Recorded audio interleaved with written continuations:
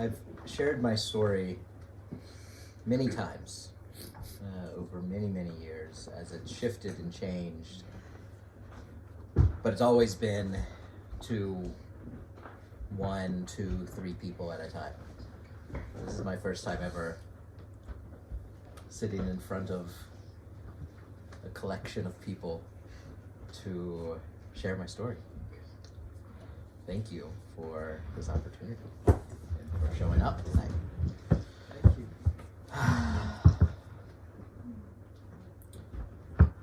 Stories themselves are always subjective. They're always fluid.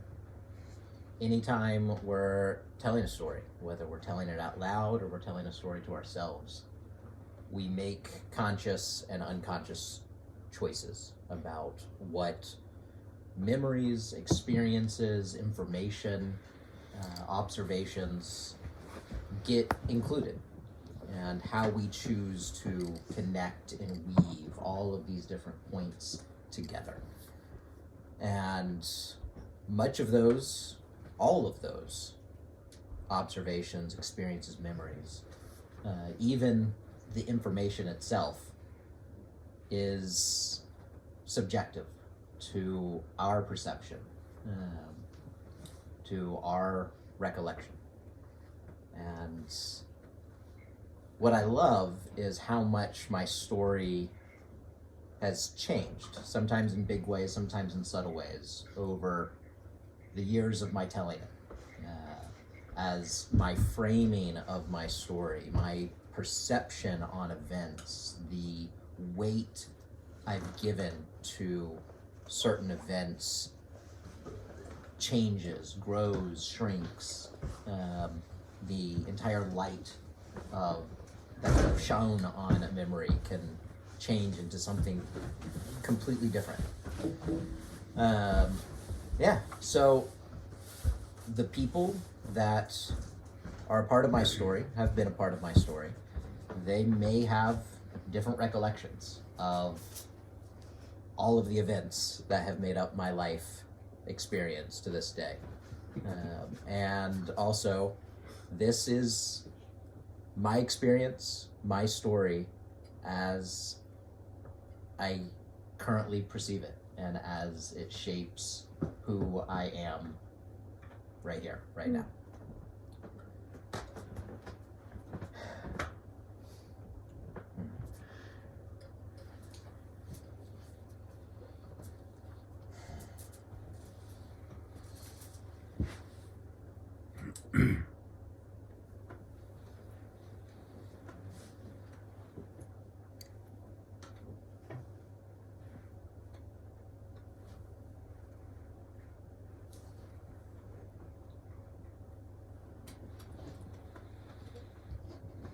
I was my parents' third child.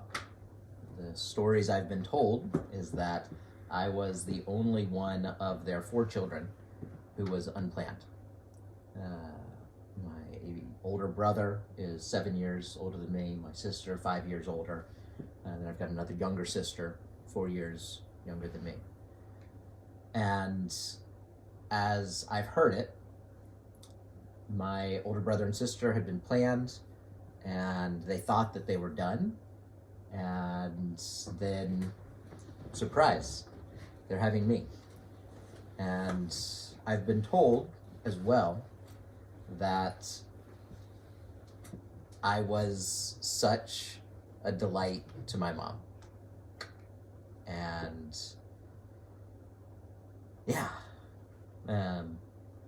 I've been told by her friends, by people who were in our church that grew up in, how dearly, dearly she loved me. And the story goes that they had so much fun with me that they decided, all right, let's do it again. Let's have a 4th. So my little sister came along. Shortly after my little sister was born, my mom got sick. Leukemia, blood cancer. So my mom and my dad ended up moving further north to Milwaukee, Wisconsin for her treatment. That was the best place for them to pursue her battle with this cancer. And me and my siblings, we all went and lived with different friends and family members. I went to live with my mom's best friend, who was the wife of the pastor of our church, and lived with them for about 1.5 years. And this wasn't the term that was used at the time, but effectively they were my foster parents for the duration of my mom's treatment in Wisconsin. And Chuck and Stacy, my foster parents, they loved me dearly as well. And it also was different. It was very different from the makeup of my own home. They had different rules, different expectations. I had 2 foster sisters who were about my same age. And yeah, so I had to adapt. I had to get used to something different.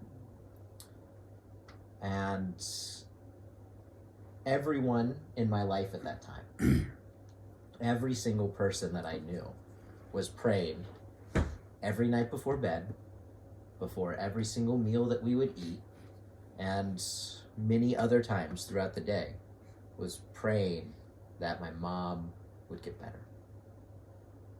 And little 5-6-year-old me, it was a given. My mom was, of course, going to get better. She was going to beat the cancer. She was going to come home. We were all going to come back, live together as a family, and everything was going to be as it was supposed to be. And so when one summer night, Chuck came back from a trip. He was away for a few days. He and Stacy took me out on their back porch and sat me down. And they told me that my mom had died. I'd had grandparents who had died before then. Like I understood that when someone dies that they're gone as a bodied person.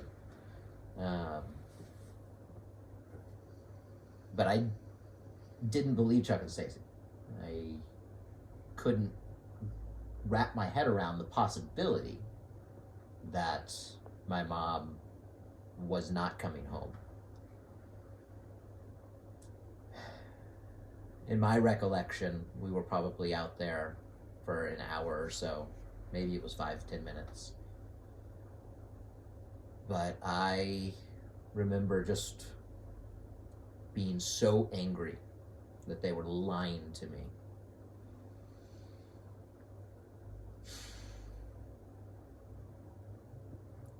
I cannot imagine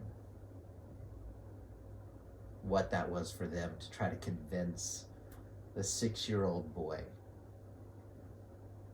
that his mom was dead when he adamantly refused to believe it. But they did. I had to accept that she was gone, that she wasn't coming home.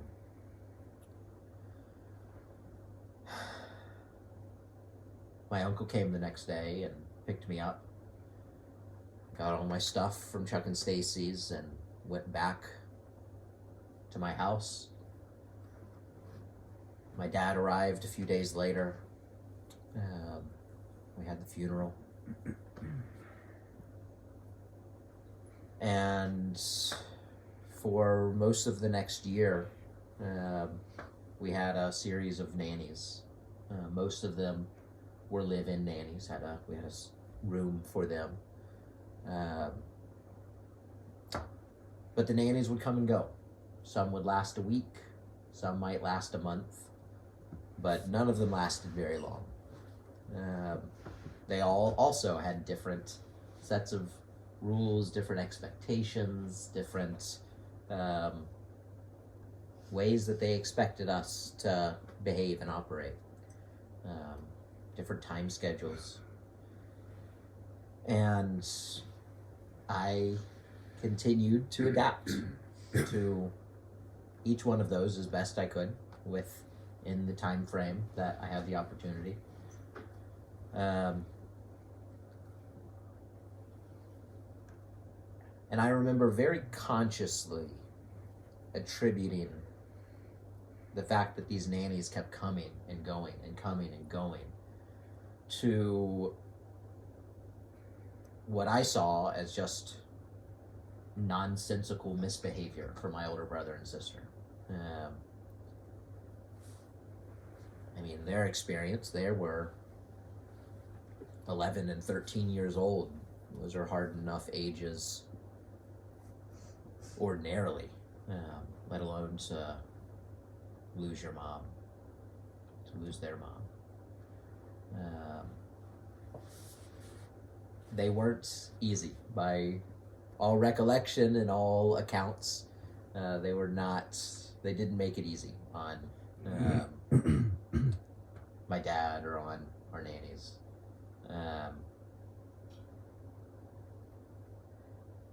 But in observing that, I decided that the way I would try to counter that and try to get a nanny, someone to stay, was to be as good as I could be, to counterbalance what I saw as just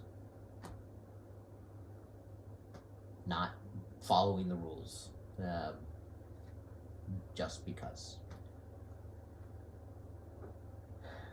And that became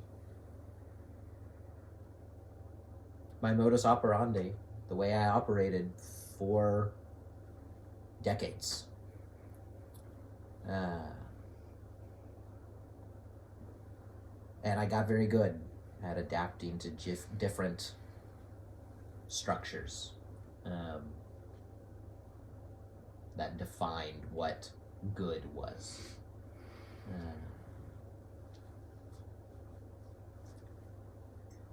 About a year after my mom died, my dad remarried. A woman that he'd met at our church. She had 2 children from a prior marriage. So I had another brother who was just 7 months older than me. I'd become good friends with him.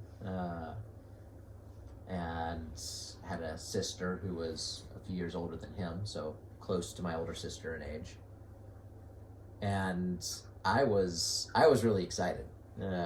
One, that I was going to have a new mom, someone that was going to stick around, hopefully. And I thought that it was going to be like a big sleepover all the time with my friend. And so they got married. Debbie became my stepmom. About 2 years later, she actually adopted me and my younger sister, so that if anything were to happen to my dad, we would have continuity and we would continue to live with her. And yeah, my brother and I, my stepbrother and later adopted brother and I, we shared a bedroom, and it was not the fun sleepover that I had thought it might be. We got along decently, and also we're 7, 8, 9-year-old boys, and we argued over the silliest things. He would be practicing his trumpet, and I would insist that his trumpet playing not come across this taped line on my side of the room, which didn't work. Yeah, and then the door was on his side of the room, so then there was also conflict around, well, then you can't go to the door to leave the room. And yeah. Yeah.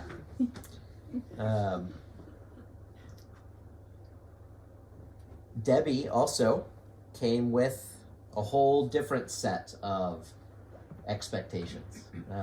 As a kid living with my dad, he was a single dad to these 4 hard to manage kids. His work had given him so much leeway when he had gone to Wisconsin for my mother's treatment. And now that that battle was over, he felt he had a responsibility to work all the harder. He also very much wanted to take care of us in the way he knew how, by providing. We had a nice home. We had nice things. We ate yummy food. And so he didn't necessarily have a lot of time to spend with us. So he tended to do what he could often to keep the peace. We had a tradition for a while of bedtime snacks. I would, every night before bed, literally right before going to bed, I would go and get a fudge round, which is a very processed, plastic wrapped chocolate pastry, fudgy pastry, and eat that and then go to bed on a sugar high. One of the first things Debbie did was put a stop to bedtime snacks, which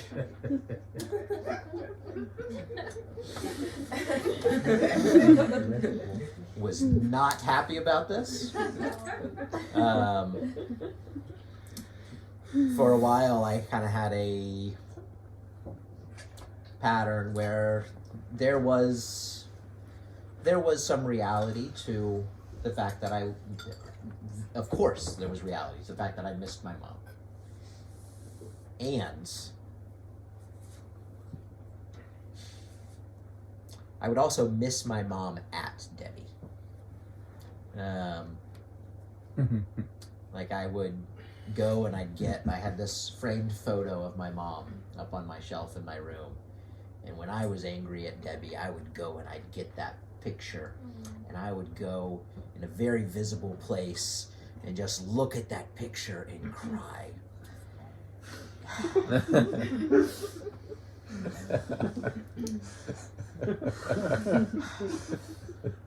Which would get me what I wanted.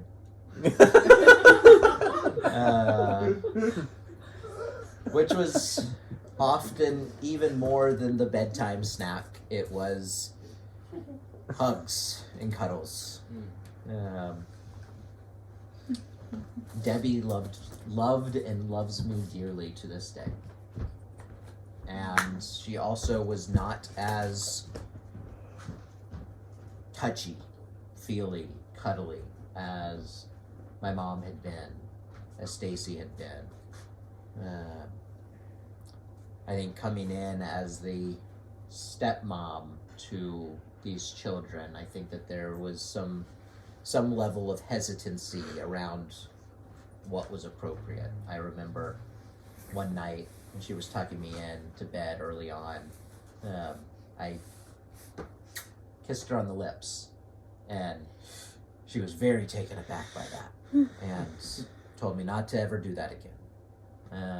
That had been what I would do when my mom would tuck me in.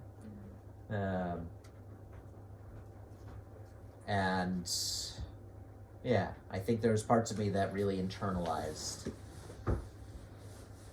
navigating around that. I used to, when I would go to bed, if I was in a room with other people and it was time for me to go to bed, I would get up and I would make the rounds and give every single person in the room a bedtime hug. And someone, I don't remember exactly who, someone at some point told me, you don't have to do this every single time. And they were right. And also, the way that little boy internalized that was, oh, there's something maybe not okay with showing this affection. And Debbie also had a Christian faith that showed up differently than I had encountered before. Like,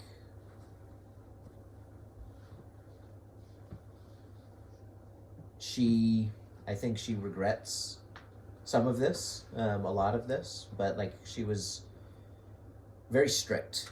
In the church we called it legalistic,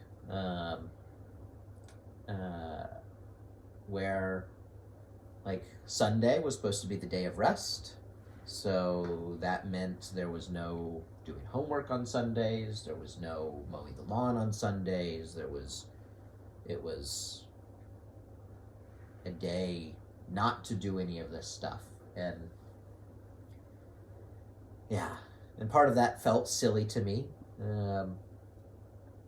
Like, everybody else does their homework on Sundays, why can't I do my homework on Sundays?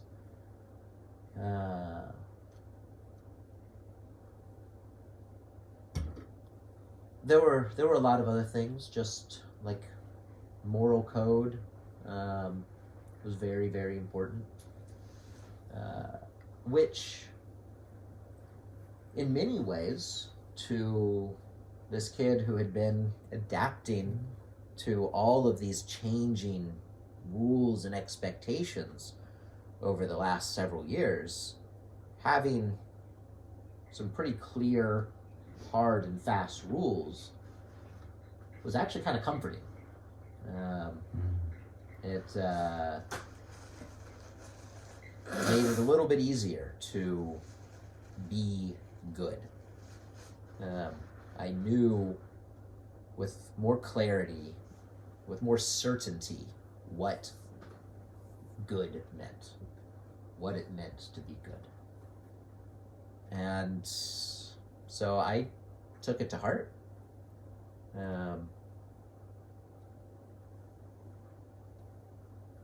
Being good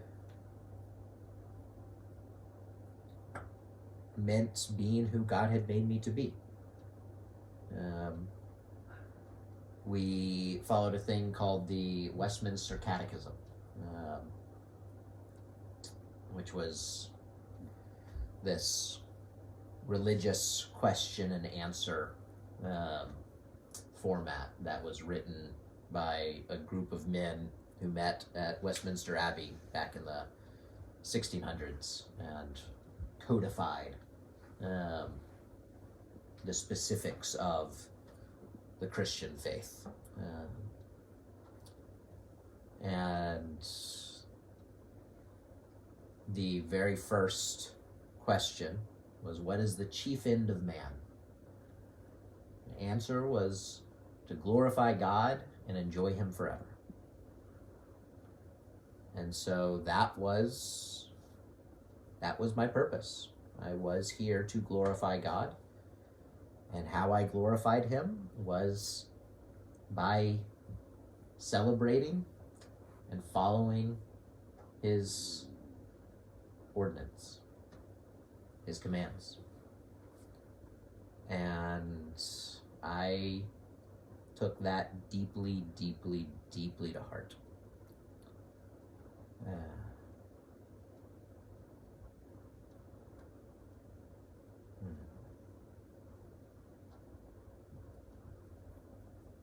I read my Bible all the time.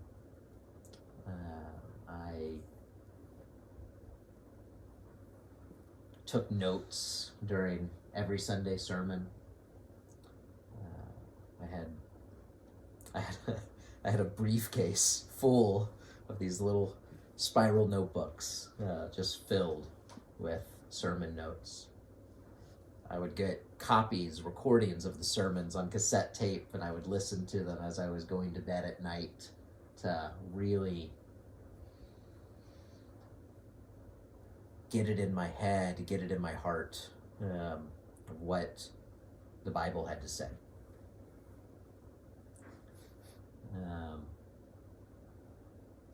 As I started to get older, I was very, very selective about who I would be friends with. There was a proverb that said, in the Bible, that said, bad company corrupts good character. And anybody who wasn't a Christian was, by definition, bad company. Couldn't be good and not be a Christian. And so the only people that I would be friends with were those that were Christians, and were Christians who were real Christians.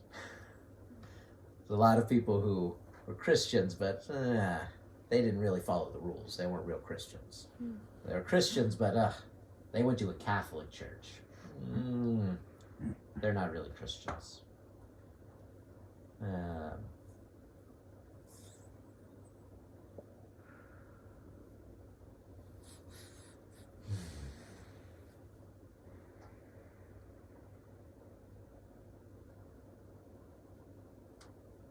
I was kind. People that knew me in middle school and high school, in recent years, as I've, in the last decade, unpacked so much of this in my own story, I've shared things on social media about, just the way I would judge others, and the way I perceived others. And I've had people come and respond and tell me, I never sensed this from you. I always felt you were very kind to me. And part of that was that moral code. I was supposed to be kind. I was supposed to be loving towards them.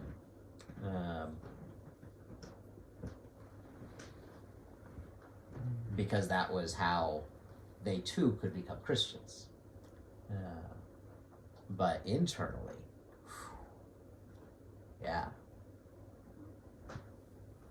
I judged everybody. I judged my parents, I judged my pastors, I judged everybody for not showing up all the time, every time, in just the precise way. Which of course I didn't do either, but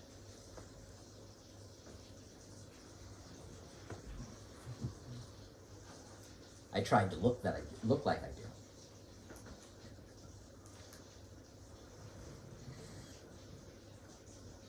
As I got older in church or in school, I led the Christian Bible study club at school. I started this Christian service organization that went out and helped take care of old ladies' lawns and whatnot, to help spread the good news of Jesus. Put little tracts in all the mailboxes in our entire neighborhood and another big neighborhood down the street. Tracts that told people that they were going to hell. And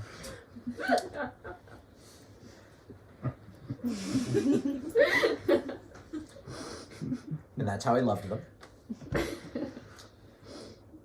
And I had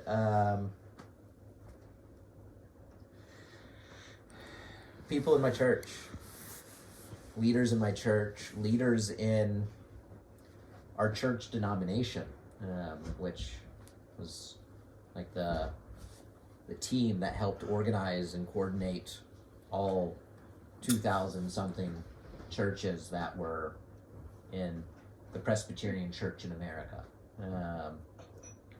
I had people tell me all the time that I was going to grow up to be a preacher, to be an evangelist,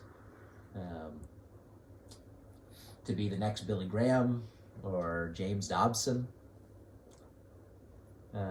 if those names mean anything to you.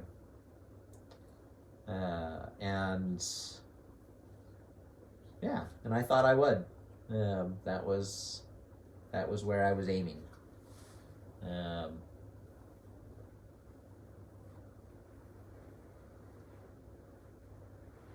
In high school, I ended up starting a youth ministry publication. Email was a pretty new thing. And I started this newsletter called The Illumination. Wrote out a Bible devotional, and included, it was targeting teens, so I also found like some Christian rock concerts that were happening around town, and I listed a few of those, and I sent it to like the 30 email addresses I had in my address book. And I got great feedback, and they sent it to friends. And 2 weeks later, I sent it out to 70 people. And 2 weeks later, I sent it out to 250 people. And it grew and it grew. And over time, I had friends come up to me and say, hey, I don't want to be harsh on you, but off the top of my head, I know about more Christian rock concerts than what you're putting on your list. You want some help with that part? And so that spun out into a separate publication, Concert Connection. And then we had, I think at one point we had as many as 8 different publications that I had different members of a volunteer team organizing to write. And ended up calling it Illumination Ministries. And I thought, oh, this is the start. This is how I become someone in the Christian world. We had, at our peak, we had somewhere between 12 and 15,000 subscribers, which, was really, really big at that point. For Concert Connection, we ended up getting into promoting concerts as well. We had branches in Nashville and in Orlando and in, I think, Houston, as well as in Atlanta where I lived.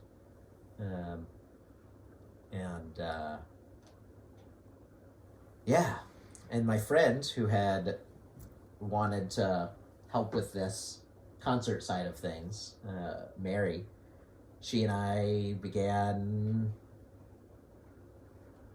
going out. I think we were both 15 when we went on our first date. And I think before my 16th birthday, we made out for the first time. And the next day, when I came to school,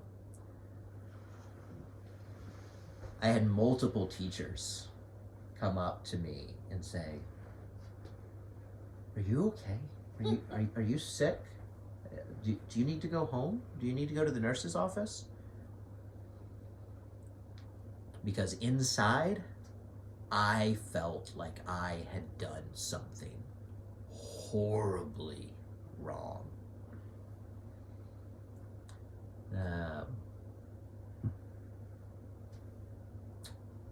Really big in the 90s in the American Christian church, was a thing called purity culture. and it put a whole lot of emphasis on sexual abstinence. The way I often describe it is that effectively any expression of sexual desire outside of a monogamous heterosexual marriage was a sin, an abomination and violation against the God creator of everything, which was heavy, especially as a very hormonal 15, 16-year-old. And yeah, also right around the advent of the internet, which when I had been a little bit younger, we'd found, some friends and I had found a Playboy magazine out in the woods behind the house, and I was just enamored. Not only, like, in the Sunday paper, you would have like color ads, and so like in like the Macy's ad, especially in spring and summertime, you'd have like the bathing suit ads, and there would be these women in bikinis, and ooh, wow. But then this Playboy magazine in the forest, that's what they look like. But then with the internet, oh. Ooh, the anticipation that would come as I sat there and waited 5 minutes as the picture loaded line by line. Oh. Yeah, that was yummy and incredibly shameful.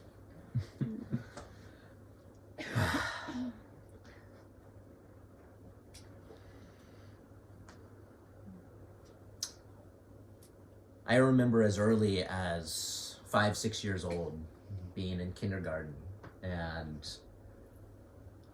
laying down, well, as we watched a movie or something in class, with my hand in my crotch, pressing myself into my hand, because that sensation felt good. It felt comforting. There was a lot in my life that did not, and it felt good. And as I got older, masturbating continued to provide relief. That anticipation provided even more relief. I recently realized how much that anticipation and how much masturbation really can be a very mindful practice. Like, most other things just drift away. Just become very present with that pleasure, that whatever, and potentially whatever fantasy might be playing out. And yeah, as I struggled with all sorts of things, struggled to be good, struggled with being teased, struggled with shame for not being as good as I believed I was supposed to be. Turning to that gave me a brief period of time when I didn't feel so bad. But I was being so bad. And what happened is I developed this pattern that became quite a cycle where I would feel uncomfortable, I would feel out of control, I would feel like I just wanted to feel good. And I would masturbate. I would go to the internet and I would find pictures and I would masturbate. And as soon as I released, the wave of shame would just wash over me. The weight of that shame would just drive me into the ground. It would drive me to my knees. That was where it was supposed to drive me. And I would ask God for his forgiveness. And I would look to the way Jesus had taken all of my guilt and shame with him onto the cross. And I would feel even worse. That I was adding to his burden each and every time that I did this. And so I would do what I did to feel better. I would masturbate again. Which for that brief period of time, as the process escalated, I would feel like none of that mattered momentarily. And then I would release. And then I'd feel the shame and the guilt. And the cycle would continue over and over and over and over and over again. And this pattern didn't jive very well with the idea of being this Christian leader, being a pastor. I can't be sinning like this and like be a pastor. I've got to beat this. This has to stop.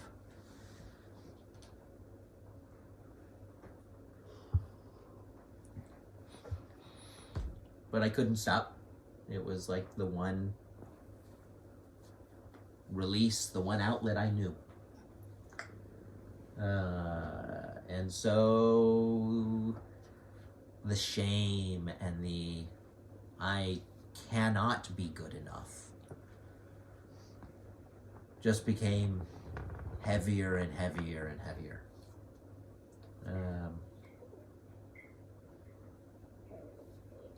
At our church, when I was still in high school, when our youth leader was let go, they didn't initially, for a while, they didn't hire another youth leader. And so I stepped into that role. And it felt very natural that I was still in high school, now youth leader at a church, to peers and younger teens. And I was teaching purity culture. I was teaching that we needed to not indulge in our fantasies.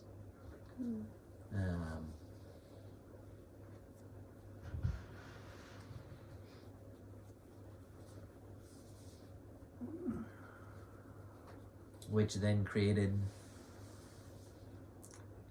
even more shame, deep sense of hypocrisy, but it was hypocrisy that nobody could know about. When we would meet with the youth group, it was very regular, very normal as we would go around and ask if anybody had prayer requests before we would hold hands and pray together. to have an unnamed prayer request, which most of the time, all the time for me, was prayer request to God, help me stop doing this thing that is so sinful, that is so wrong. But I can't actually talk about it. Because if I talk about it, then everybody's going to know that I'm a hypocrite. They're going to know that this is a facade. If I did talk about it, oh yeah, I did that thing that one time. And I prayed about it. God forgave me. And now I'm good again.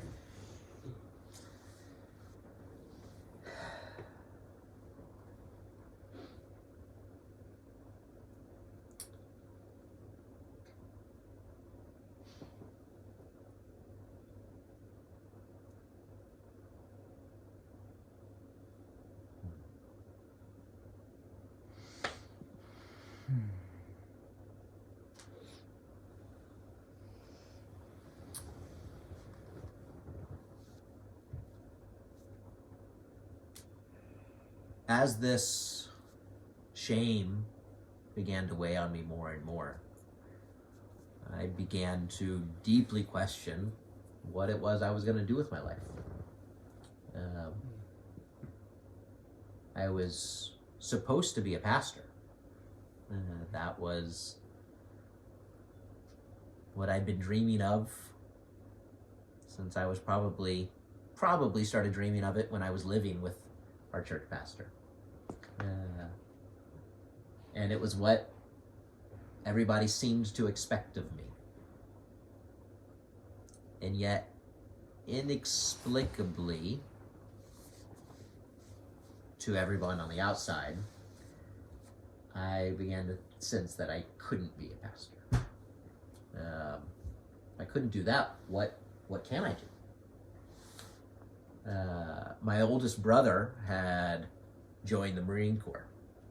And the way 13, 14-year-old me had interpreted him joining the Marine Corps was that, well, he had gotten into a bunch of bad stuff as a teenager, and he joined the Marine Corps, and they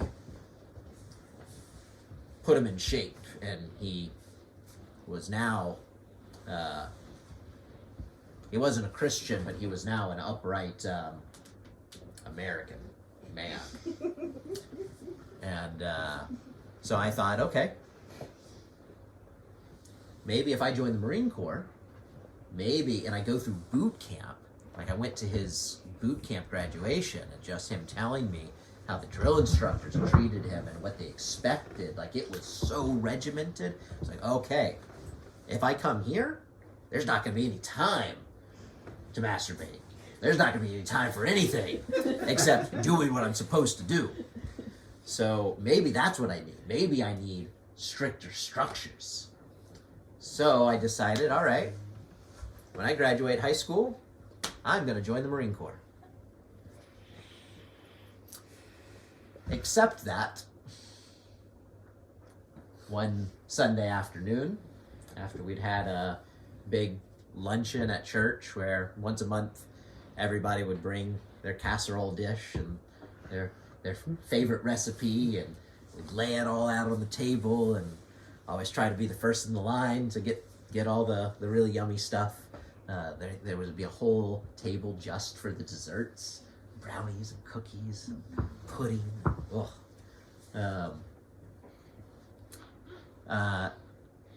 I'd been talking with some friends and reminiscing about how we used to play in the woods, and we would take sticks, and we would sword fight with sticks, and we'd build forts and all sorts of stuff. And after we finished eating, we went out to the parking lot, and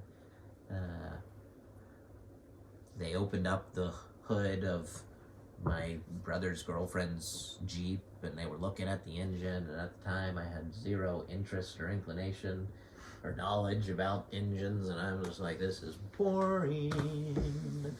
And I looked down and I see a stick.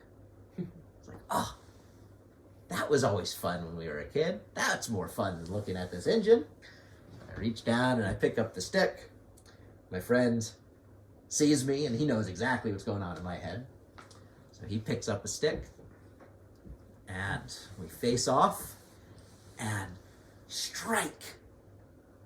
The very first strike, my own stick snaps in two, flies back at my face, pierces me straight into my right eye.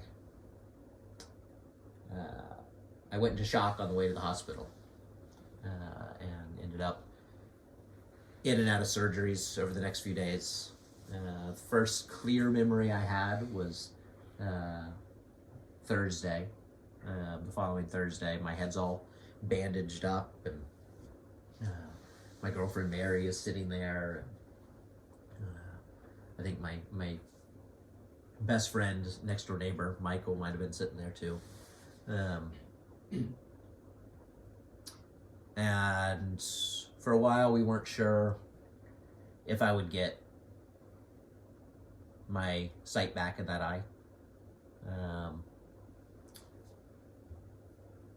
Ultimately, there was damage to the retina, which is like the projection screen, and even with putting in a synthetic lens to replace the one that had been destroyed, even with that, the hole in the retina, just whatever I'm looking at with this eye just fades into like a white hole. And that disqualified me from military service. So this plan I had of finding this externally enforced structure to finally make me be good wasn't going to work.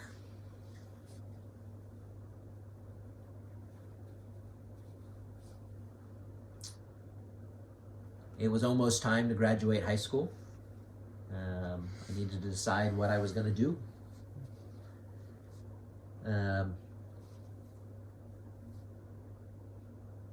I decided, all right, well, maybe I'll still go to a Christian college. I'll go to a Bible college.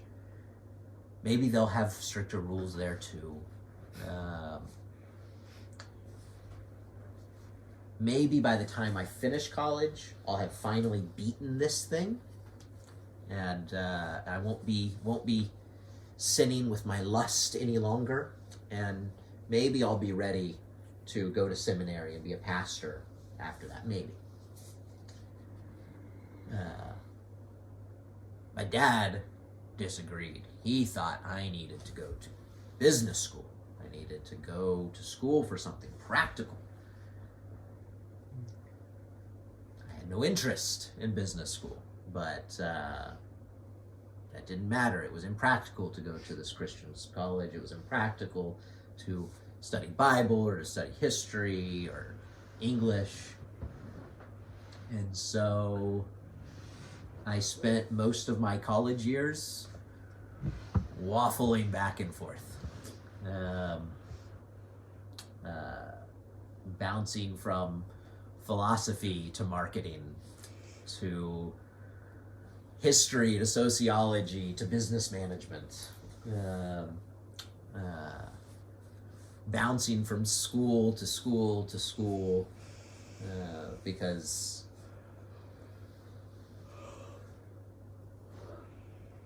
my own internal expectations of what I was supposed to do, what I was qualified to do because of my moral fitness or lack thereof, and what my dad wanted me to do. It was just so many lines pulling me in different directions. And I would end up spending 10 years taking college courses across 5 different schools, more than enough credit hours for at least one, if not more, master's degrees, and yet I got no degree whatsoever. um,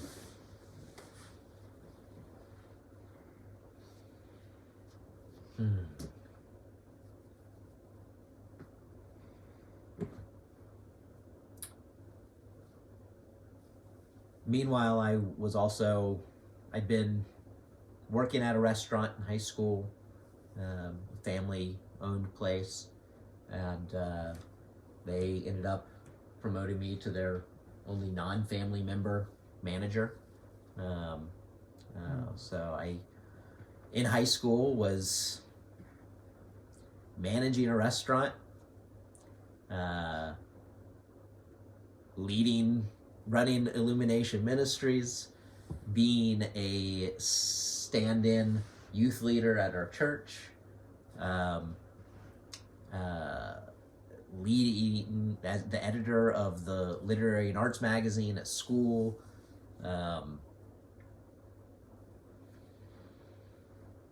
in theater, in orchestra, which I thought, well, maybe if my schedule's so full, maybe then I won't have time to lust and to sin. Which that also didn't work. The stress of taking on so many things probably drove me to it in secret even more.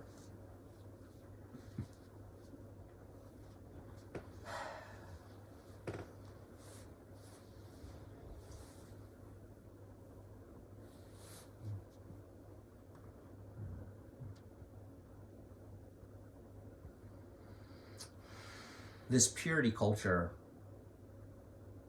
teaching that was so prevalent in our church, that was so prevalent in, at least in America at that time,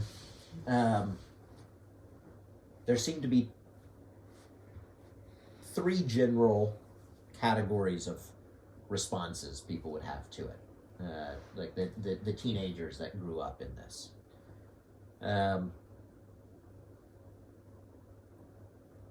One, like me,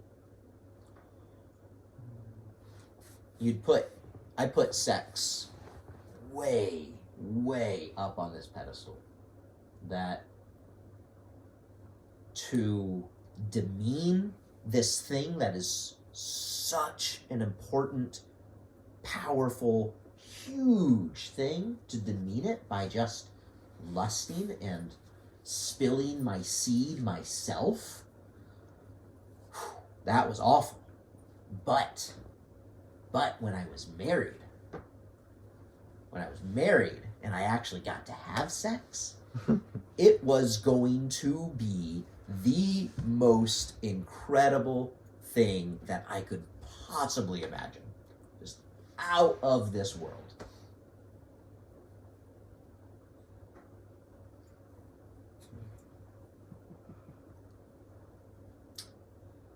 Others might internalize this with an attitude of sex is bad, sex is bad, sex is bad, sex is bad, sex is bad, sex is bad. Which brought a lot of the same type of shame around it, but didn't so much put the excited anticipation around it. It kind of became something to be feared. Or, I'm a horny teenager, I'm gonna do whatever the fuck I want.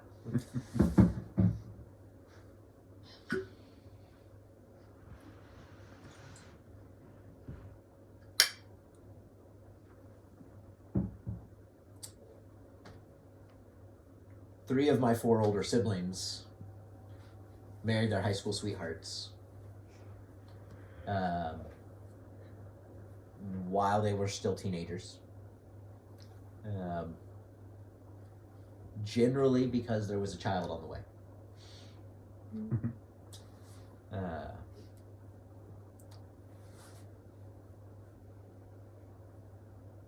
Which, even though I was lusting in all these ways all the time, I was still better than them.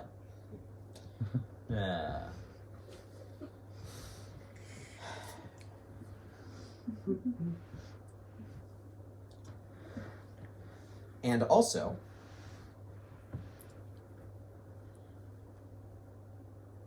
I'm going to do it the right way. And I'm going to still marry my high school sweetheart, but I'm going to wait until we're married to have sex.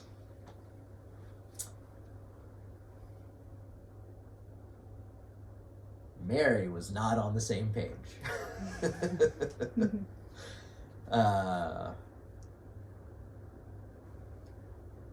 When I shared this with her, the getting married part, she laughed.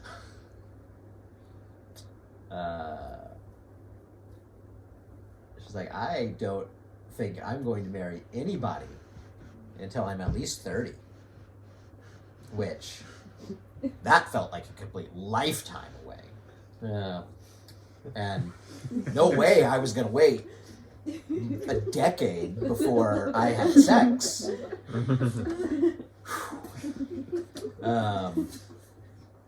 So this clearly is over.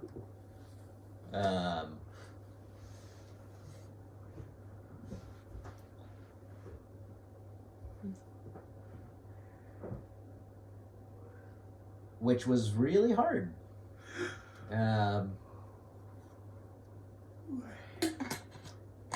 One of the necessary steps to be a leader in the church was needed to be married, because an unmarried man,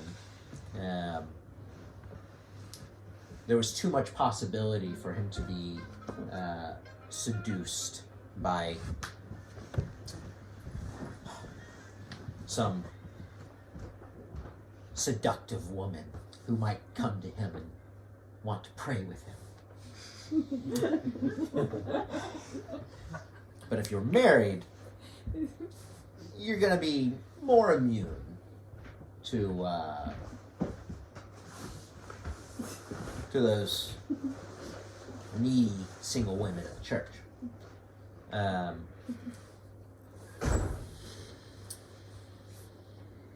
So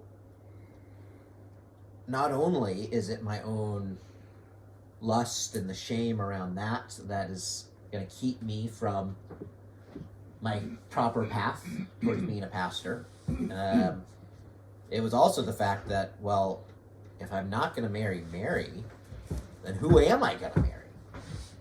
And if I feel this strongly for her, and it's not leading to marriage, then what good are those feelings? So I decided a few things. I decided, one, that emotions, feelings were a complete distraction, that they ultimately had no bearing whatsoever on whom I should marry, let alone any other life decision. That instead I needed to make my decisions based upon logic and reason and a careful studying of scriptures of what was right. And I decided that this whole idea of love marriage was just this silly new Western tradition, and I mean, maybe it would be even better if I just lived in a place where like there could be an arranged marriage, and I would just be given my wife, and then I could have sex with her, and then I would just not feel all this lust all the time. But I didn't live in a place that had arranged marriages. And so the next best thing was, well, all right, what is the minimum characteristics that I need for a wife? Needs to be a woman. Needs to be a Christian, because I cannot be unequally yoked with a non-Christian. And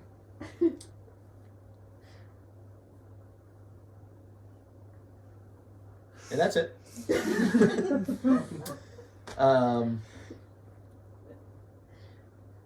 So,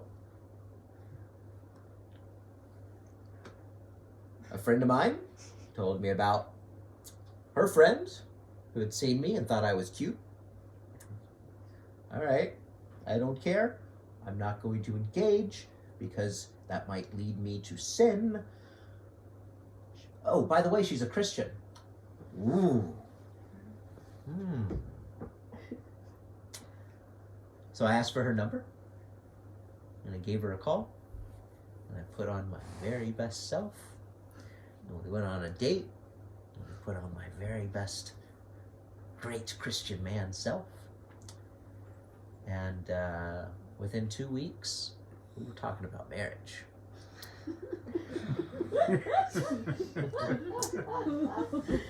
And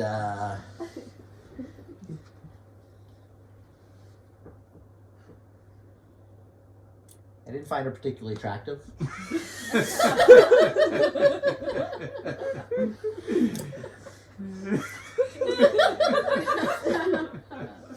But that's not a requirement. I need to tell her that she's attractive. I need to tell her that she's the most beautiful woman I've ever met. We definitely didn't get along.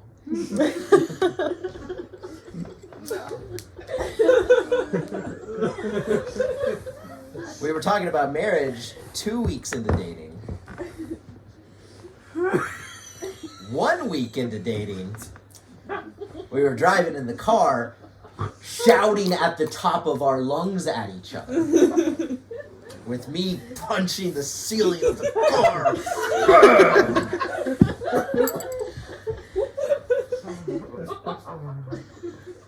I'm not even sure that my brother could make me as angry as easily as I would get with her. But that didn't matter.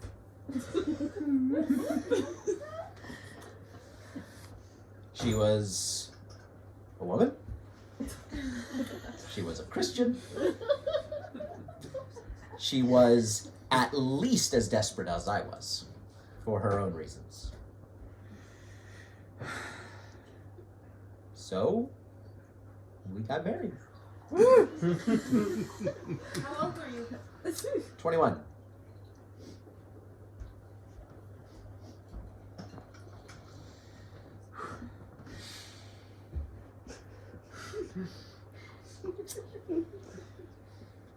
The day of my wedding, Debbie, my adopted mom, came up to me and she's like, she'd asked me this when I told her I was going to buy a ring. She'd asked me this when I told her I was going to propose. She asked me this after I proposed. I told her, don't ask me this again. Yes, of course I want to marry her. She asked me one more time on the wedding day, are you sure you want to marry her? Yes! I want to have sex!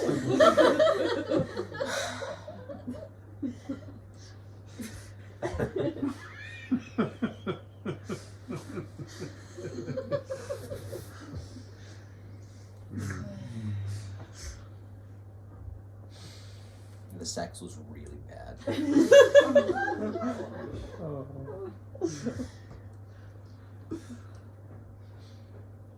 part of it was neither of us had any fucking clue what we were doing.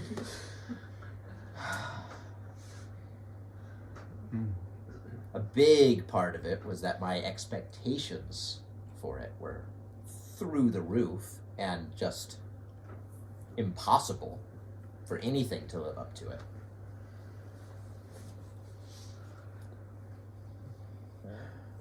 Part of it was her internalization of purity culture was sex is bad, sex is bad, sex is bad, sex is bad. And that wasn't a switch that just flipped because we now had rings on our fingers. And so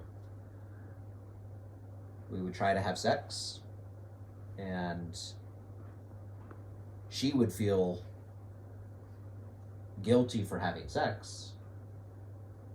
I would feel horribly disappointed in the very mediocre quality of our sex, which would lead her to feel even more guilty because she wasn't living up to her wifely responsibilities.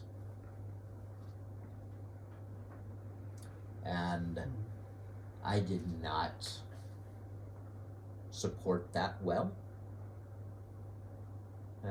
I didn't have the tools to support it.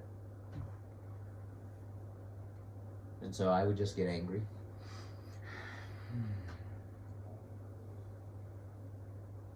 Which didn't help her to feel any better.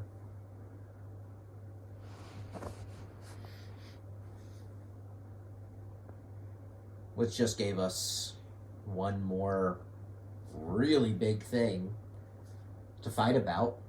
We already fought about everything.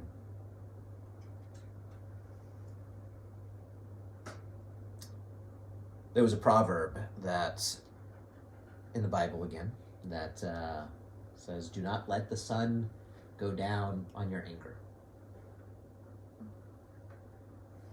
So, we would head to bed 9, 10 o'clock at night, and inevitably, since the TV was off and our attention wasn't on that screen anymore, we would start arguing about something. But we couldn't go to sleep until we were done arguing. We couldn't let the sun go down, couldn't let the day end in anger. So we would argue and argue when we were already tired for hours until 1, 2 o'clock in the morning. Almost every single night of our first year of marriage.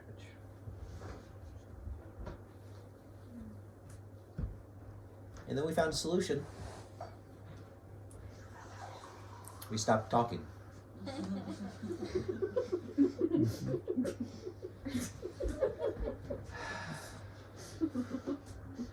We'd watch television together. We'd watch movies together. We would look at our calendars and synchronize our calendars together. We would plan regular date nights, ideally doing something with other people so we could talk with them, or going to see a movie so we could look at the movie pictures on the big screen. Probably not go to dinner. That just felt awkward.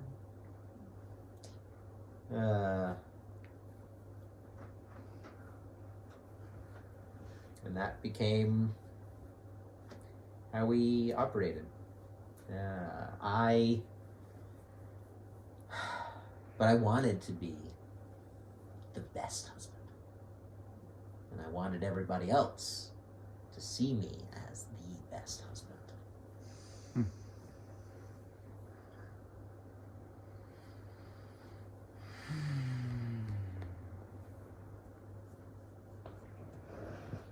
There were a lot of things I did.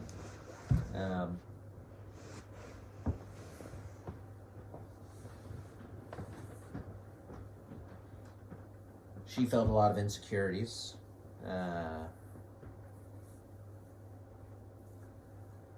she was an artistic, expressive, creative person.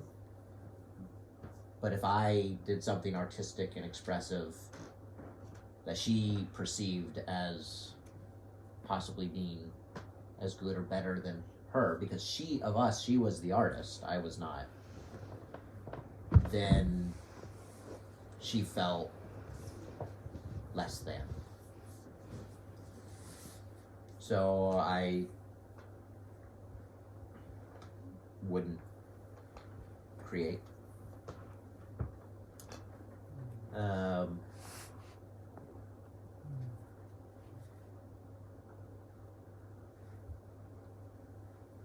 She wanted to get into scrapbooking, which is like was a real big hobby,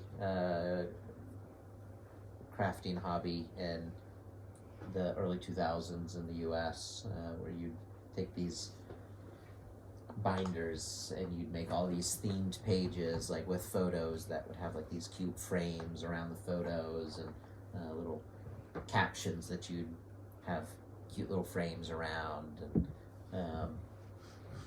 and she wanted to get into scrapbooking, and so one day I went out and I bought her a desk and I bought her all the scrapbooking supplies and booked her lessons to take the classes at the local craft shop, and I took a day off work and I set it all up for her,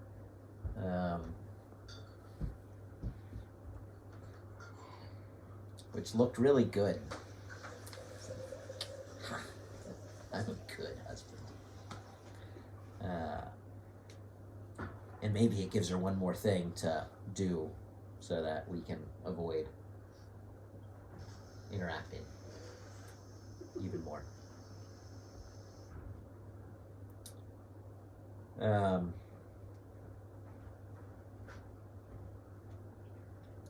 It was also very important to her that husband and wife be best friends.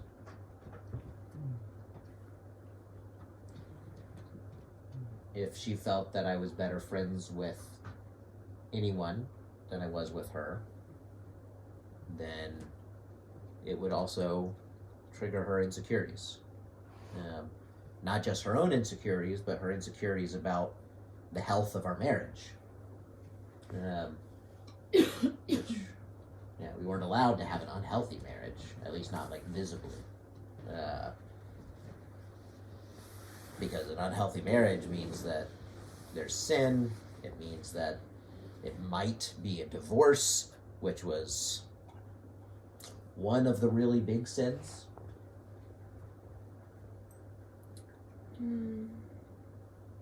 Problem was, we weren't friends. So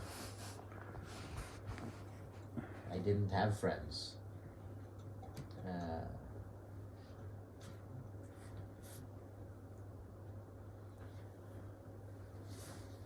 Which part of me was okay with.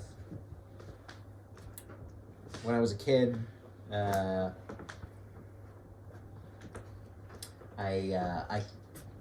co-opted a Bible verse that was something Jesus had said, that when two or more are gathered in my name, there I will be also.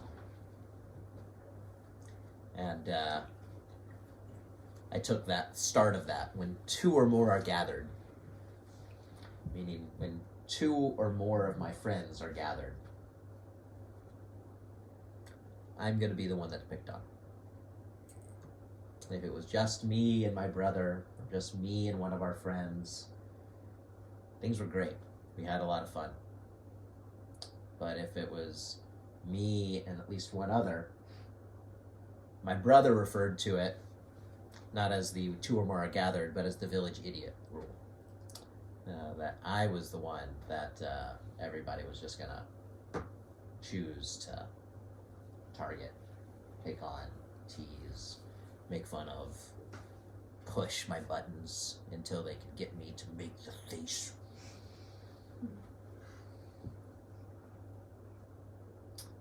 And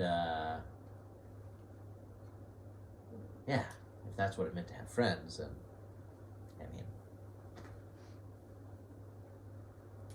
maybe I'm better just not really having. I'd also, all through my teenage years, the people that I would find myself really having fun with and having great conversations with and really enjoying the company of was always women. But when I'm married, I can't have friends who are women. I might accidentally have sex with them one day.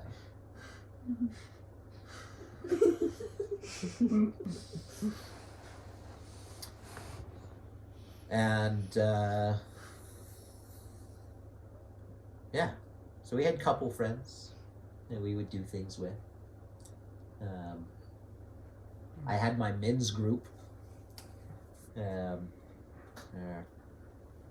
These bunch of amateur theologians. We'd get together at the bar and we'd smoke our cigars and drink whiskey, scotch, and debate the finer points of how John Calvin's teaching applied to our lives today.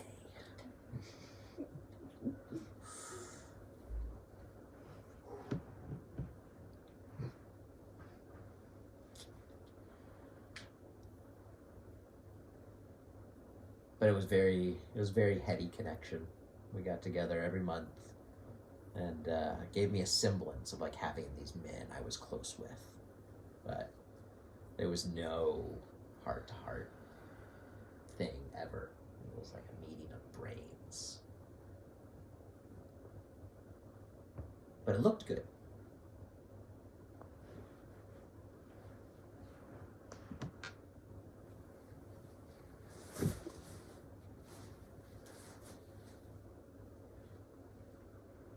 But I was still lusting. I was still masturbating. I'm married, and yet I'm almost never having sex. It was regular to go months and months and months before we would have sex that she felt guilty about having, and I felt disappointed with.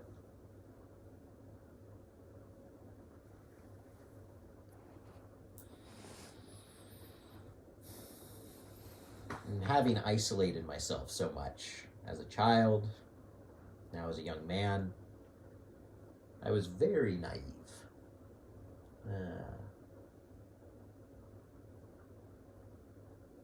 I believed that sex work was something that like existed in like biblical times, maybe like Renaissance era, but like after like the time of like the winches, like that wasn't a thing anymore, right? Until one day I was watching an episode of Dr. House, this like Sherlock inspired medical drama. And in it, the main character hires a couple of escorts. I was like, escorts? What are escorts? I Google it. I was like, wait a second. Wait, is this the term that they use today for prostitute? Wait, you're saying I can pay to have sex?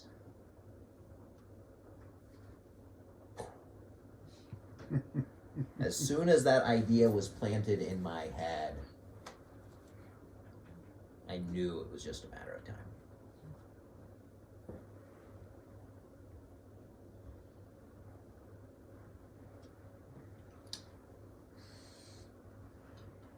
As it got years before, as it got closer to get married, I needed a different job. I needed to not have the hours of managing a restaurant. I needed to have like a 9-to-5 real job, like in a business. And friend told me about this opening on the tech support team, the company he was working for, and like, I'm sure you could do the work.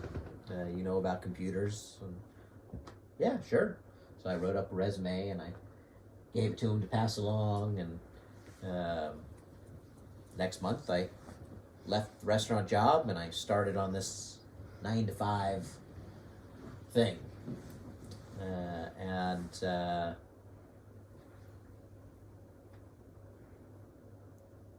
As always, I was very good at adapting to expectations. And yeah, so I saw how I could excel and I could be very, very good at this job. And so I saw an area that no one in tech support seemed to understand how it worked. It was using this old mainframe text-based computer system. And so I went in and I learned it top to bottom. I programmed in shortcuts. I wrote a manual. I included a nice one-page quick reference guide. And when I came in for my 90-day review, I put that down on the desk in front of them. And I said, I want to be a full-time employee. And they made me one.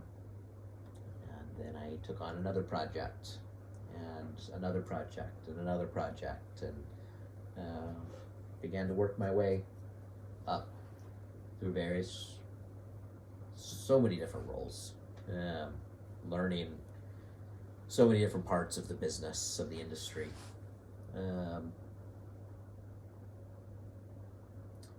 But at one point, 3 or 4 years into this job, a few years into my marriage,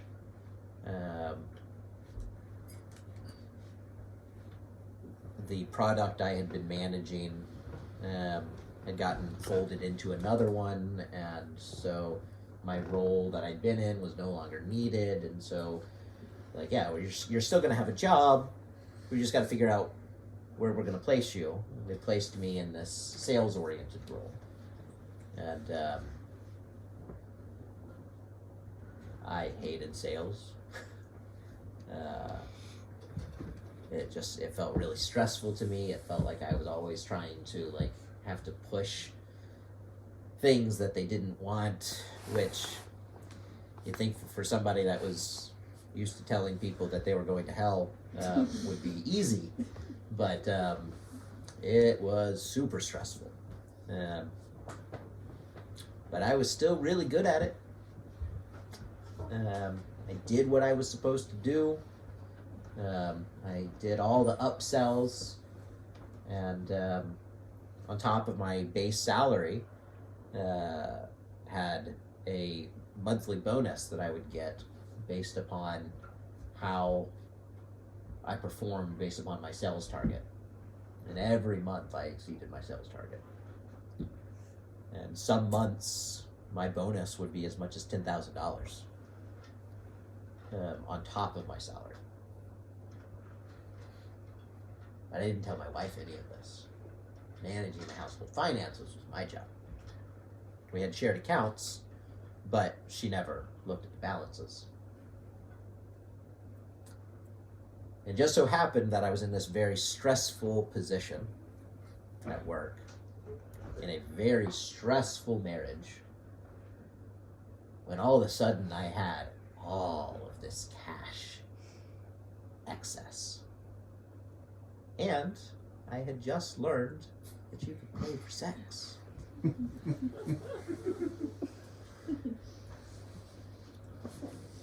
So I did.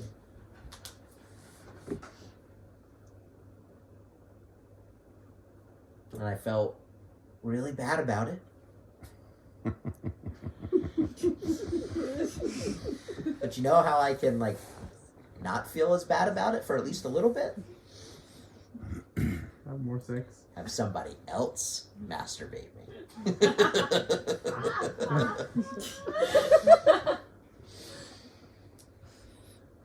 So I went again, and again, and again, and again.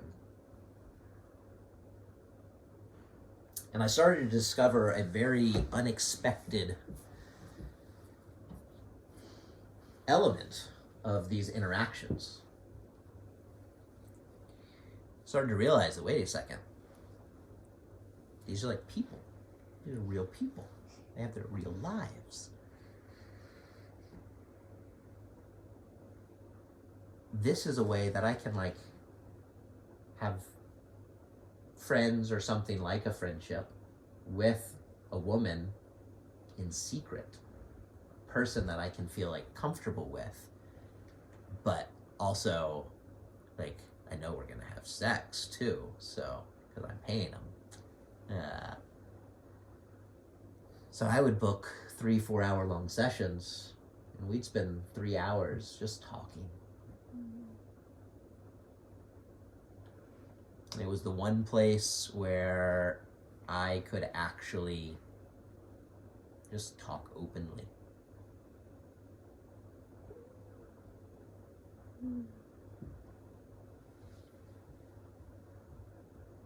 Which felt really, really good. Really nice.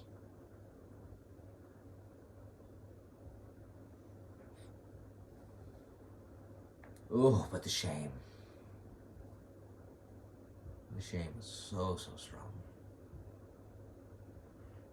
How am I ever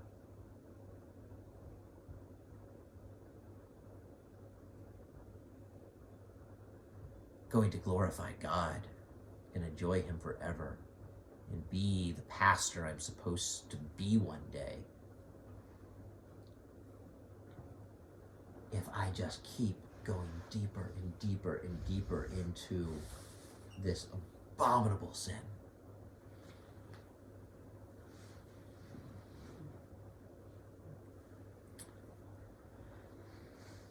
And I began to construct very carefully this double life. I would use an alternative name. I introduced myself as my middle name, Patrick. My birth name that everybody knew me by was Nathan. And Patrick wasn't working at this corporate pre-employment background screening company. Patrick had a publishing company. Which could have been another route that I fantasized I could have taken if it weren't for my shame. But maybe it wasn't a Christian thing because I'm going and paying for sex, so I can't talk about being a Christian in this context. That'd be too hypocritical and not a very good witness. Not going to get them to Jesus that way.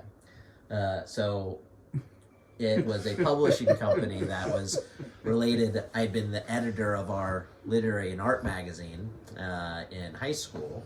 And even after high school, I had actually consulted with a few other schools on their lit mags. And so, all right, Patrick actually went with this. Patrick has a publishing company that publishes and consults with high schools and colleges on their literary and art magazines. This is something I know enough about, I can talk to, I can feel really good about myself, and Patrick is different than Nathan. It's like, maybe Nathan doesn't have to feel as much shame if it's Patrick who's doing this.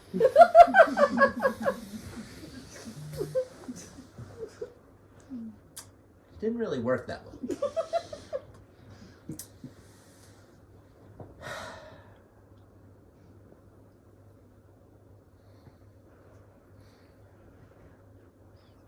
There was one day in particular when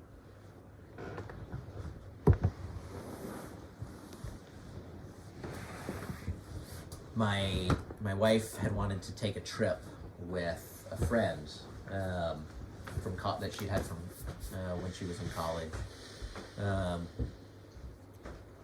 And so I booked them a nice hotel. They wanted to go to Nashville, Tennessee, and so I booked them a hotel. They were going to take her friend's car. My wife was leaving her car with me, and I was going to take it to the mechanic to get something worked on. Her birthday was coming up in a couple weeks, so I was also kind of brainstorming what would a really great husband get for his wife for her birthday.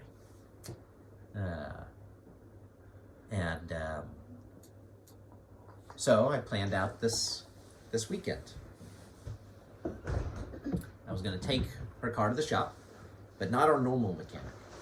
I was going to take it to the mechanic who was down the street from an Escort I like to see. So I dropped off the car. I went, spent the afternoon with this woman. Came back and picked up the car. I drove to a craft store and I bought some yarn and some crochet needles. And there was this pretty new thing on the internet called YouTube. You could learn all sorts of stuff. And I watched a video to learn how to crochet. And I made Nikki a homemade crocheted scarf in her favorite color for her birthday. What a fucking good husband I am.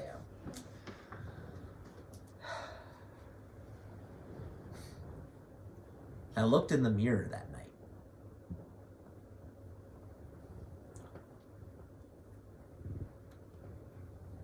And I could not reconcile how the same person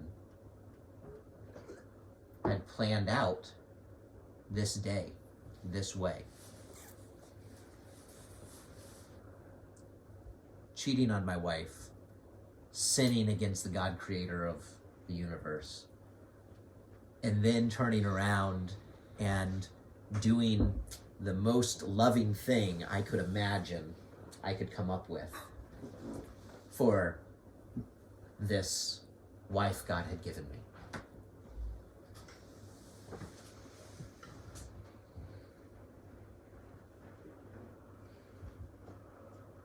Just so happened that the next day at church, I was nominated to be a deacon, which is not ultimately the position in the church I was gunning for, but it was a step. But a step I was not qualified for because look at the sin in my life. Well, don't look at the sin in my life.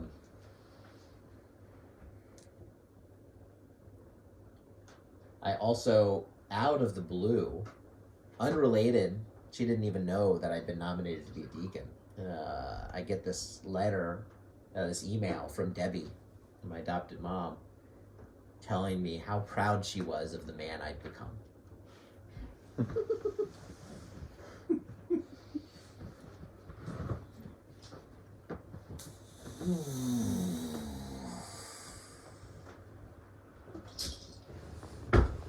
The dissonance was through the roof. The shame was the heaviest it had ever been.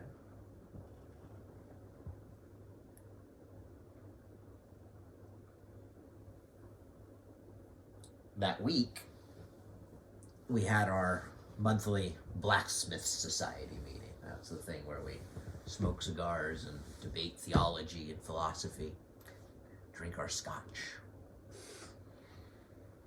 And I left work early.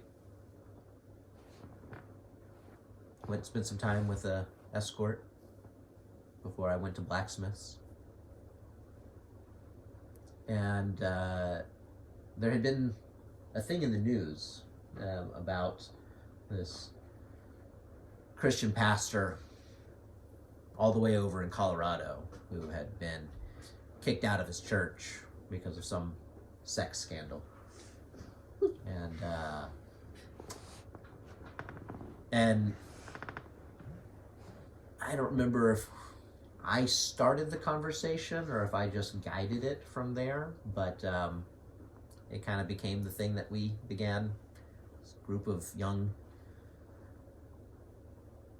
self-righteous men began to discuss and debate how should we respond to this as the church?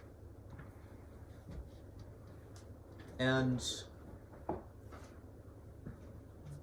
we talked a lot about grace, which was the fundamental message in the church of God, through Jesus, forgives us of our sins and makes us righteous in the ways that we can never be ourselves. And because of the righteousness that he gives us that we can never have on our own, he loves us. Okay. This feels good. All right. Well, theoretically, what if it was like someone in our own denomination, our own church, collection of churches? How would we respond then? Would it be any different? Grace. Okay, all right, this sounds promising. All right, what if it was someone in our church? How would we respond then? Love, grace, support, holding them. All right, this feels good. All right, what if it was someone in our friend group? How would we respond then? Love, grace, support. All right.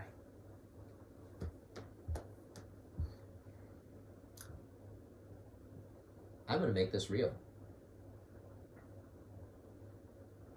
I came here tonight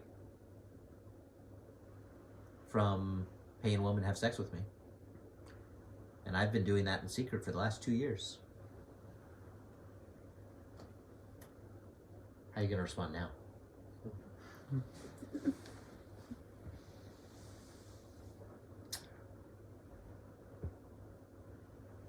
They thought I was joking at first.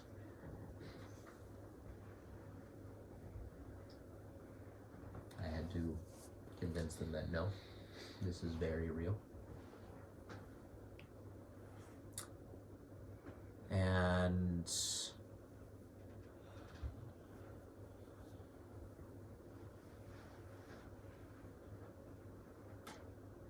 they responded with the limited supportive tools that they had.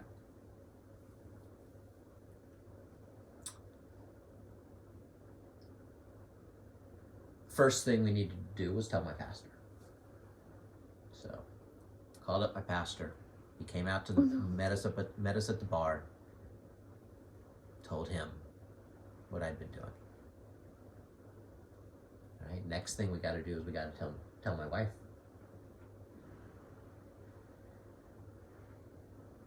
It was 11:30 at night.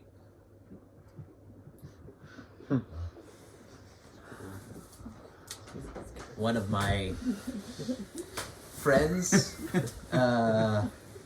from this blacksmiths group,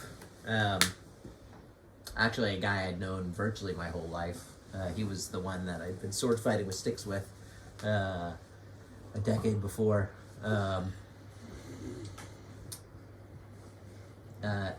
He and his wife were some of our couple friends. So he called up his wife, and she came, met up with us, me, my pastor, and these two friends of ours show up to my apartment at 11:30 at night. My wife's asleep in bed. Oh my God. Go and wake her up, bring her out to the living room.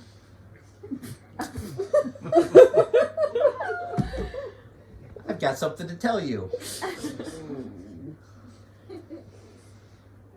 The best possible way to deliver this news.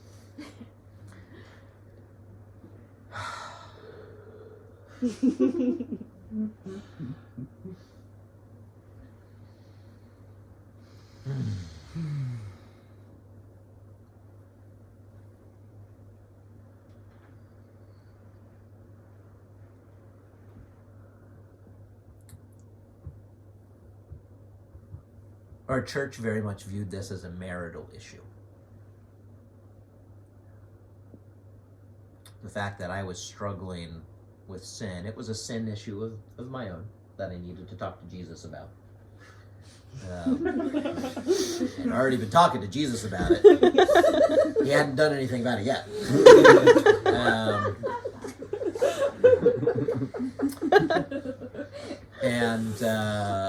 Also, we needed to go to marriage counseling because, I mean, if things were right in our marriage, then we would have mind-blowing sex at home, and then there wouldn't be need for me to pay for anybody to have sex with me.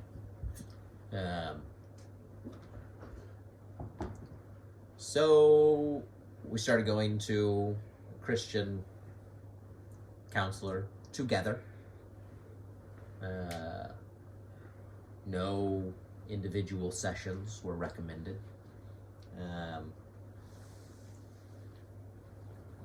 And this counselor, at the end of our sessions every week, he'd go, so Nathan,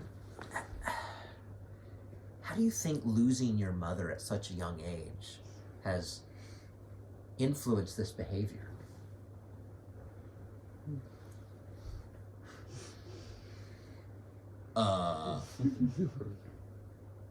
It hasn't? Why don't you think about that some more? I'll ask you again next week.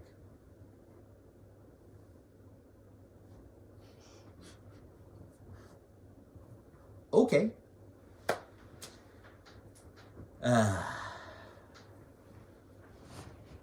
Very, very limited guidance. Very limited supportive tools.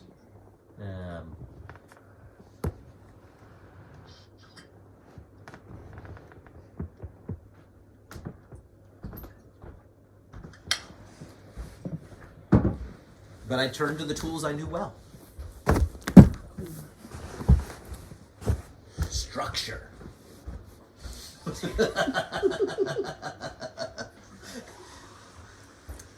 I wanted to not masturbate. And definitely not pay women to have sex with me.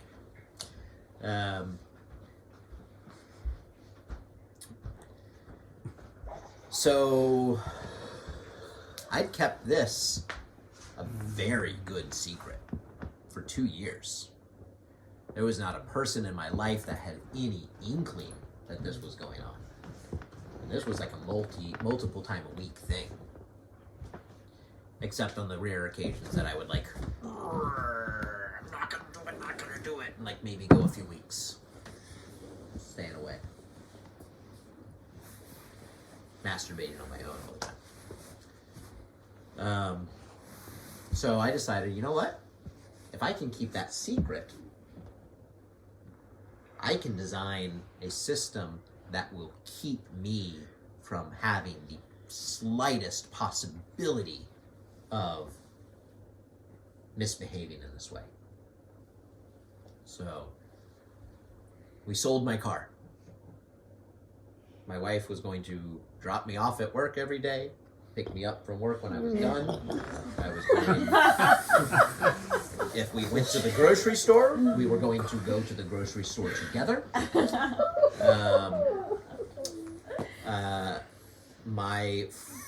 My phone and my computer had blockers that also monitored all of my activity and would send it to my pastor every single day. The computer at home, my wife was the only one that had the password to it. So if I was going to use the computer, she needed to type in the password and then sit there and watch everything I did.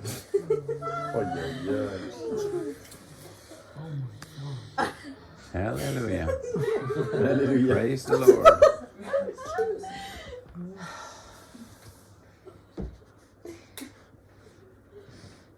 If I do this, there's no way I'm going to sin.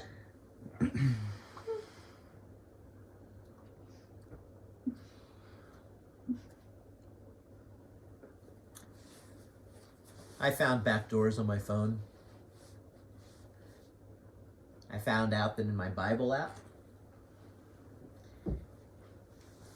if I clicked on the support button, it would open up this browser window that was within the app itself.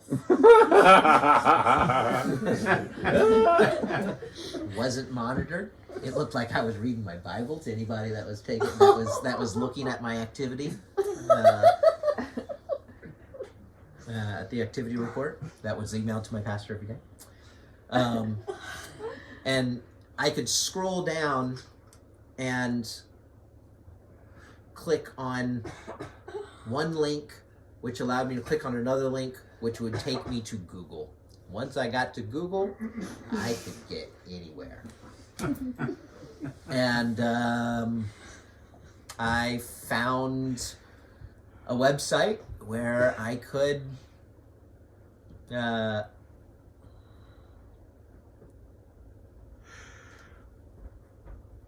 sext with women. And, well, who I believed was women. Who knows? And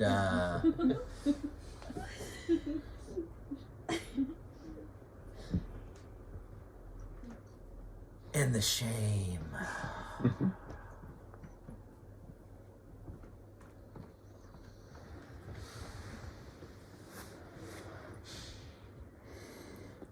I'd gone 4 months being really good. I finally had enough structure that I could actually, it made me follow the rules. And yet, I still found a way to sin.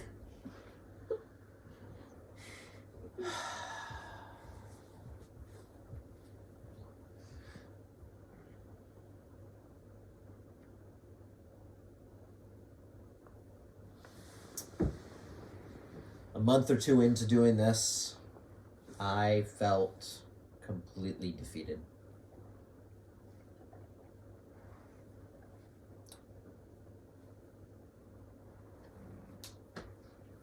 I tried everything I knew how. I prayed all the time for God to take this away. I used every creative, ingenious way I could come up with to make it so I couldn't do this. And yet my creativity would still find some workaround. What awful sinner I am. If I can't stop sinning like this, it must mean I'm not a Christian. It must mean that Jesus didn't die for my sins.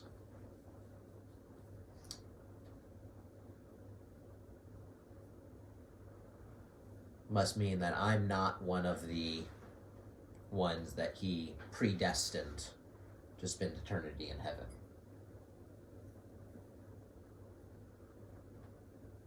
I must be one of the ones that he predestined to spend eternity in hell.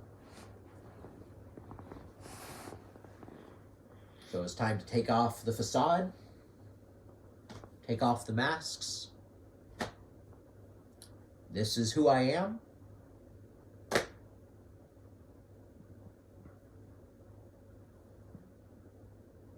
Can't do anything about it.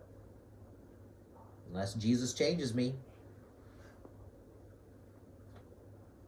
He hasn't yet.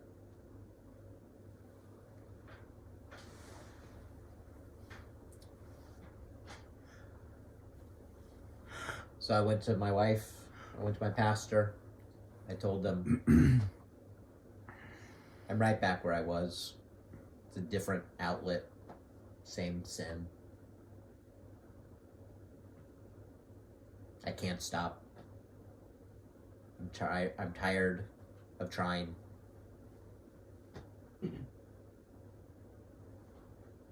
Do what you will.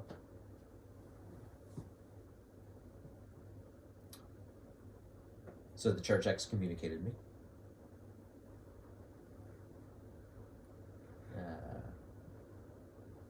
Kicked me out of the church.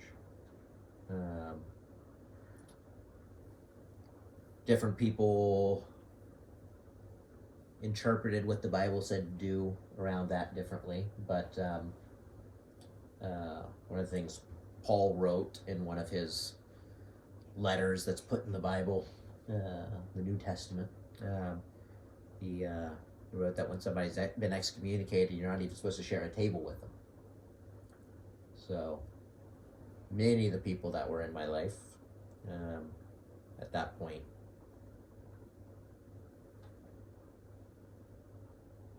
they're not even allowed to have a meal with me. I'm out. How old were you? At this point, I was 27. Maybe 26, 27. The church had been my entire identity.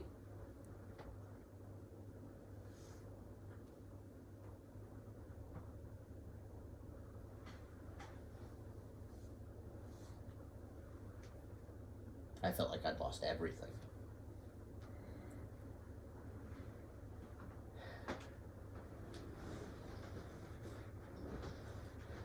This was the first time that my family, most of my family, learned what had been going on. They were appalled, confused, angry.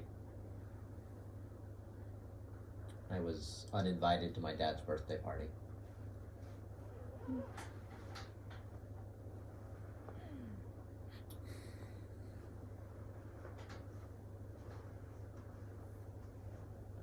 My foster parents, Chuck and Stacy, I was like 8 or 9.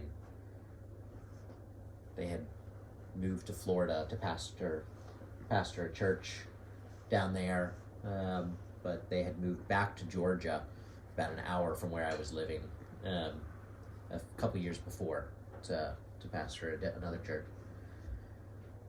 And yeah, I didn't know where I was going to go. I wasn't able to go back to my apartment. I was in my apartment now. My wife's apartment.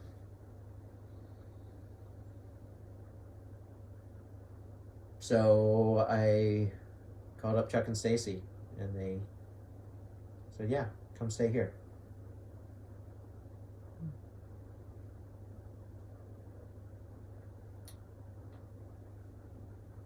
I told them everything.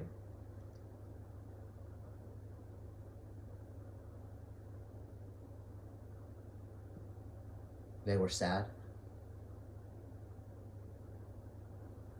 And they cried with me, and they held me, and they loved me. They gave me a guest room in their house. They invited me to come to church on Sundays. They asked me not to take communion because that was only for people who were members of the church, and I was no longer a member. But the church was for sinners. I was welcome to be there.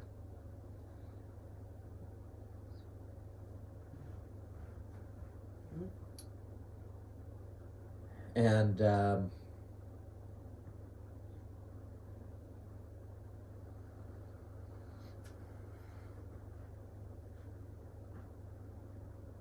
during this time, I began to identify as a sex addict. That was the only terminology I could come up with to describe, besides it just being sin and I'm a sinner, to describe why I kept turning to sex. And Chuck and Stacy encouraged me to get real support for that. And so I went to an inpatient sex addiction center, a Christian one.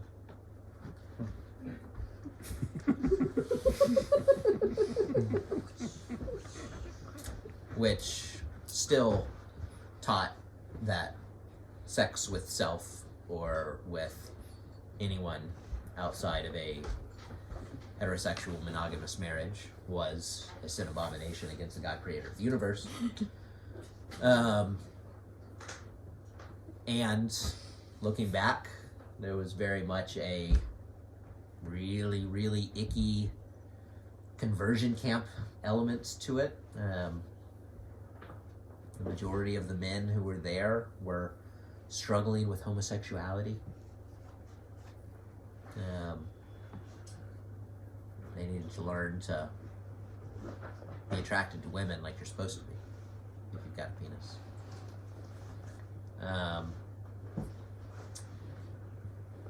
And also, it was the first time I experienced real therapy, real psychological support. We began to look at trauma and the effects that trauma can have, and the ways that we form coping mechanisms to respond to traumatic experiences that feel outside of our control. And I began to see how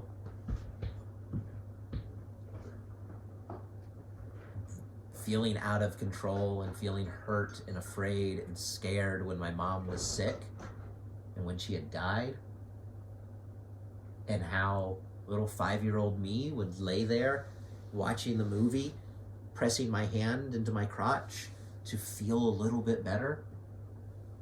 I began to see how this did. There was a through line here. I did develop this coping mechanism as this little boy who was losing his mother. Which helped me to understand it a little bit more. Maybe not be quite as hard on myself. It was still sin.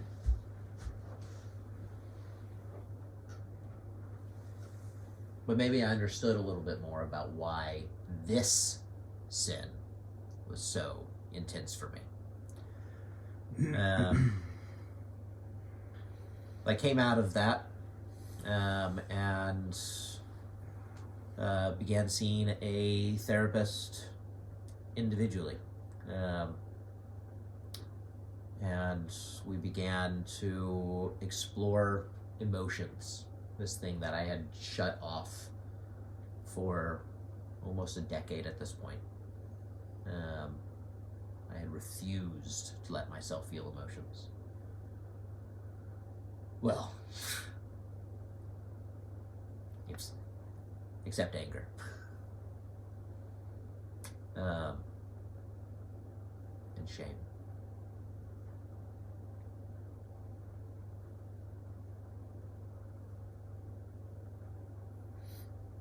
And I began to learn to identify slowly what emotions I was feeling. I began to learn to be a little bit more honest about what was going on inside and not just put on a mask and a good face.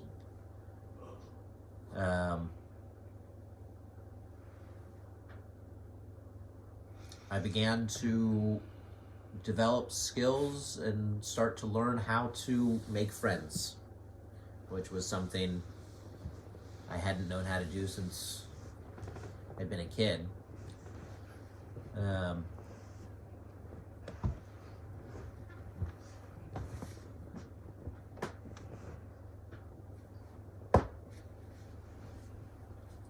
I was in several 12-step groups, and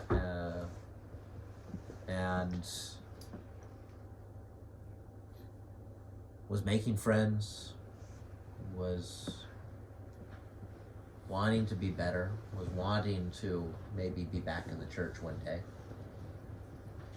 Probably was never ever going to be a pastor at this point.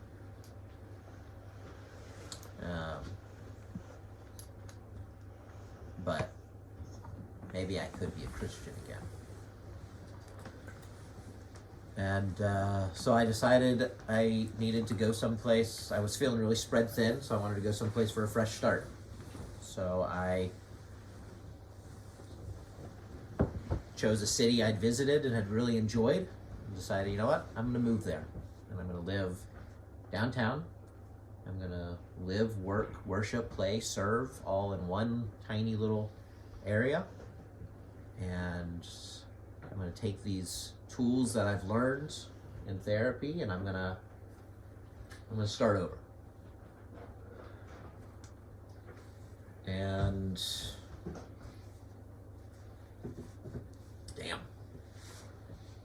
Can we do That takes- part 2 at some point? This takes me to 12 years ago, and there's a lot of story left. Yeah, if y'all are up for doing a part 2 sometime, yeah, I would love to finish the story. What's that? Is there anyone next week? No, are we doing life story next week with the course? I guess we can. Yeah, here you can do it. Okay. It finishes at lunch. Okay. Yeah. Then So if definitely do. if people I know people are leaving because it's past 10 and it's getting late and people are tired and there's a lot of story left. Y'all want part 2 next week? Part 2. Okay. And then 3. I think I could finish in a part 2. It's Yeah. a good cliffhanger though, like what the moment you You want just moved to a new city and moved out Yeah. downtown You've and been you're to gonna. therapy and you know everything. How to Yes. do it. I've got it all figured out. It's only uphill from here. Yeah.